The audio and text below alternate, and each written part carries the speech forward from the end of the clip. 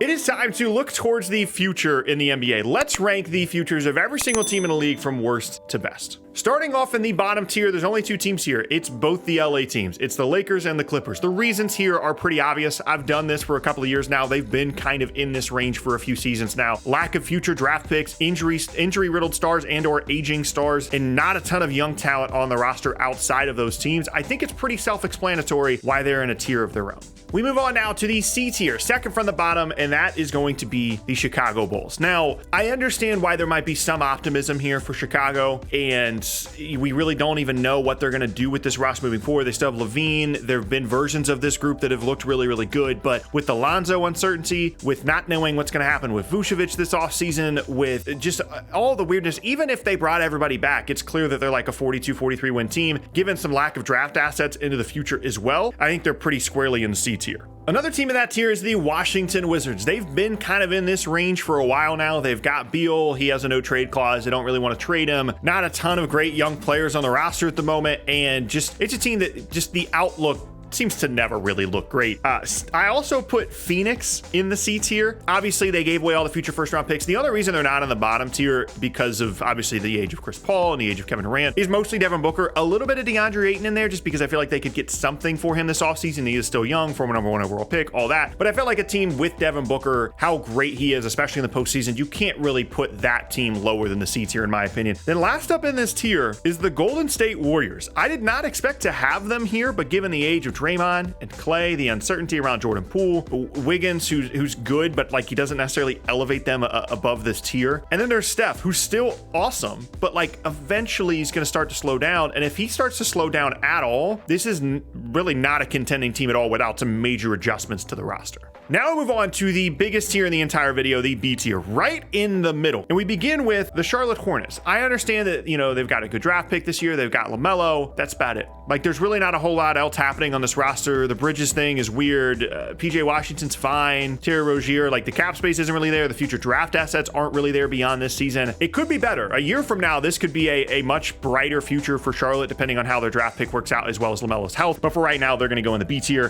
Portland is also going to go there. Again, they have the third overall pick, Shaedon Sharpe, Anthony Simons, I guess. But unless they start making a big move and trade away Dame and get all these future first round picks and all these different things, I don't really see how they're any better than just like a middle of the line future team, in my opinion. Next up now, the New York Knicks. I wanted to put them higher because they've got some future draft assets. I like the Jalen Brunson addition. RJ Barrett's still there. But the more I looked at the roster, the more I was like, in the middle feels right. Like they feel like they should be in this tier with all of these other teams that are here. And even though, like I said, I wanted to put them higher, it's not like Brunson is, 24 or anything. RJ Barrett, every year I go back and forth whether I'm in or out on him. It's a really weird roster. And even though they do have the assets to bring in a star, right now I'm going to put them in the B tier.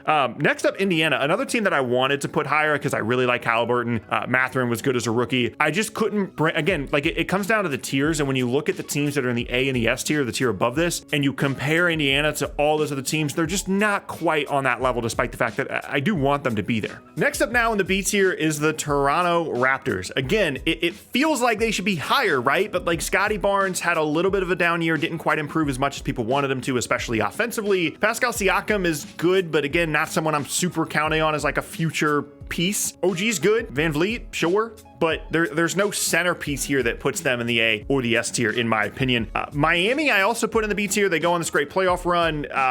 They've still got Tyler Hero, Bam, younger guys. Of course, they have the organizational stability to continue to be great, but Jimmy is going to get older. He is going to continue to have some injury issues. And again, future upside wise, I think the B tier is totally fair for Miami. Next up, Atlanta. You guys know how I feel about Trae Young. The rest of the roster is fine, but again, unless you're really elevating your team to the postseason and then above that, it's going to be really, really difficult to find yourself in the A or the S tier without a ton of future assets, and they've given up all those assets in exchange for DeJounte Murray, or at least some of them, and so I'm going to put them in the B tier. Next up, Brooklyn, also in the B tier. All those future first round picks out the window. They do have the picks from Phoenix, so that kind of evens out. Bridges is good, Cam Johnson is good, and that's about it really on this roster. They've got Nick Claxton, they've got some wings, they've got Spencer Dinwiddie, I guess, 2 picks in this draft, but overall I think it's very clear they're just a mid future team kind of moving forward. Next up, let's talk about the Philadelphia 76ers. Harden thing's uncertain. Embiid's really, really good, but I think when it comes to aging, a big guy that takes as much contact as Embiid does, that has had injury issues in the past, that's kind of like number one on my list of guys that I'm nervous about not aging particularly well. And even though Maxey is great, he's really the only young guy that I kind of have any hope for in the future, and they owe some future first round picks as well. So they're also going to go in the B tier. Minnesota wanted to put them higher. I think,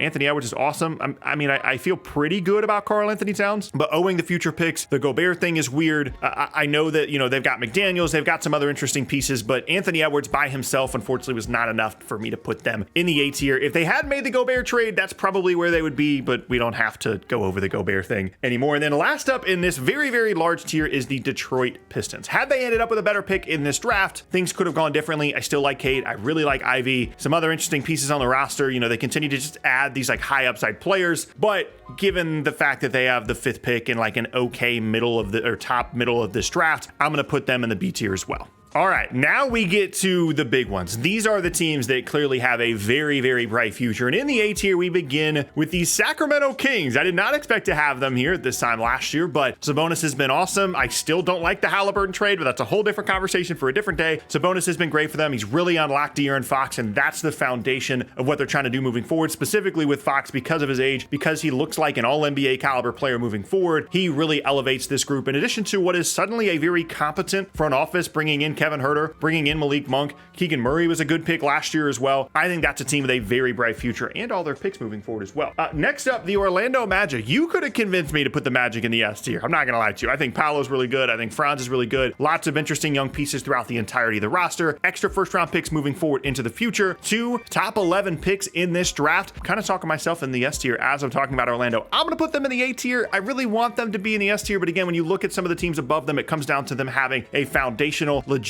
franchise star, potential MVP caliber player in the future. And Orlando falls just a little bit short on that. Their draft assets are almost enough to get them up there, but they fall just a little bit short of that S tier. I also put Cleveland in here. I know that the postseason didn't go great. Some people were down on Cleveland. I still like the Mitchell, Garland, Allen, Mobley combination between the 4 of them. I think Mobley was a legitimate defensive player of the year caliber guy this season, despite the fact that he didn't win the award. And I think they're going to continue to be awesome moving forward. And I just really like their future, despite giving up the future picks for Donovan Mitchell. They keep those 4 guys together. They get one more wing. They've got one of the best starting lineups in the entire league, and all those guys are young and going to continue to improve. Next up, the Houston Rockets. Obviously, falling to 4 in this draft's not ideal. Jalen Green's still probably going to be good, as is Jabari Smith. I know a lot of people are out on those 2 guys. I still think they're good enough to put them in the A tier in addition to having those future assets from Brooklyn. They've got to start making some progress here pretty soon, but there's enough young talent, Şengün, Tari Eason on this roster for them to be in the A tier, in my opinion. Next up, the Utah Jazz. Got all those future picks. Larry Markkinen, who randomly was like an all-NBA guy this year. Walker Kessler was very good as a rookie. Again, all the future assets elevates that group up to the A tier for me. Milwaukee falls down to A. They've been S for, I think, the entirety of the time I've been doing this series. It's not really an overreaction to what happened to them in the postseason. It's just about the age of guys outside of Giannis, Holiday, Middleton, Lopez, whether, any of those guys, if not more than one of them are going to be on the roster next year. Giannis is still awesome. He's enough to keep them in the A tier, but the future isn't looking quite as bright in Milwaukee as it has in the past. Then we've got the Memphis Grizzlies, another team that I think for the most part was always in the S tier, one of the brightest futures in the league. The Ja thing's weird. It just is. It's just a cloud over this team. Jaren Jackson made a leap. Desmond Bane's still very good. They've got plenty of pieces and assets and all these different things moving forward, but the Ja thing just makes it weird. Like I can't stand here and tell you that I'm super excited about the future of the Grizzlies when their best player is just doing weird stuff all the time. They're going to get demoted down just 1 tier here down to the A tier, and then finishing out the A tier is Dallas. Despite the fact that things are weird, despite the fact they owe future picks, it's kind of like the Giannis thing. Like you've got Luka. There's no way that you have, the same level future as a team like, New York or Brooklyn. Teams in that B tier. It's clear when you have a foundational guy like that, you're going to at least be in the A tier, even if things around you aren't very good. Now we've got 5 teams left, and every single one of them is in the S tier, the very, very top tier of futures in the entire league. And we begin with the San Antonio Spurs, a team that I would say if they ended up with like the 3rd pick in the draft, they probably would have been in between the B and the A tier, really because they have all those future assets. But having Victor Wembanyama, in addition to all those assets, in addition to guys like Keldon Johnson, Devin Vassell, they're really, really good. And just having Wembanyama elevates you 1, maybe even 2 tiers for San Antonio. So I feel like the S tier is the right place for them to be. We also have the New Orleans Pelicans. Even though some people are kind of out on them because of the injury issues from this past season. When they were healthy in the beginning of the season, they were one of the best teams in the entire league. They still have plenty of picks moving forward, a bright future there if healthy, and I'm not quite ready to put them down an entire tier just because of some injury issues there. Next up is the Oklahoma City Thunder. They're going to be here for as long as they've got this core of SGA and Giddey, and Chet still hasn't even played yet. Jalen Williams, of course, was fantastic, and all the future picks and assets. Oklahoma City is going to be a staple of the S tier futures until something dramatic or drastic happens with this roster. In addition to the fact that SGA was like an all-NBA caliber guy this year, he was awesome, and that leap certainly helps keep them in the S tier. Second to last now, the Boston Celtics. Even with some of the stuff that gets a little bit weird sometimes with Jalen, who may or may not be happy, owing some future picks, it's still Tatum. For now, it's still Brown. All these other pieces on the roster that help them continue to win. I really have no issues with what the future of the Celtics is going to be. They're a great organization. Tatum is going to be there 100% no matter what. That's enough for me to put them in the S tier, and then we finish it out with the Denver Nuggets. You have Jokic, you've got Michael Porter Jr., you've got Jamal Murray, you've got Aaron Gordon, tons of great role players, a front office that clearly is doing a fantastic job. I think the coach of Michael Malone is very good as well. There's really no place for Denver to be here other than the very top tier. And that is my personal rankings of every single team's future in the NBA.